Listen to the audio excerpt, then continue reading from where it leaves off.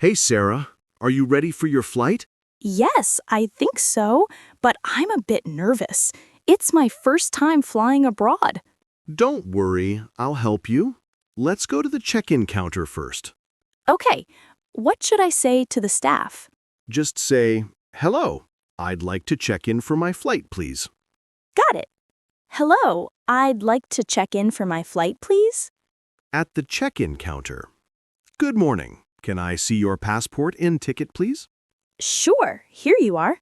Thank you. Do you have any bags to check in? Yes, one suitcase. Great. Please put it on the scale. She means the luggage weight scale. Oh, okay. Perfect. Here's your boarding pass. Your gate is number 12, and boarding starts at 10:15. Thank you very much. Repeat after me. Repeat after me. I'd like to check in for my flight, please. Can I see your passport, please? Your gate is number 12. I'd like to check in for my flight, please. Can I see your passport, please? Your gate is number 12. Excellent. At the security check, Tom, what do I do here? just put your bag and phone in the tray. Then walk through the scanner. Oh, like this? Yep, that's it. Easy, right? I was scared for nothing. Mini speaking challenge. Okay, imagine you're traveling alone. What would you say if you're lost in the airport? Maybe, excuse me, where's gate 12? Perfect. Or you can say, "How do I get to gate 12?" Repeat after me. Excuse me, where is gate 12?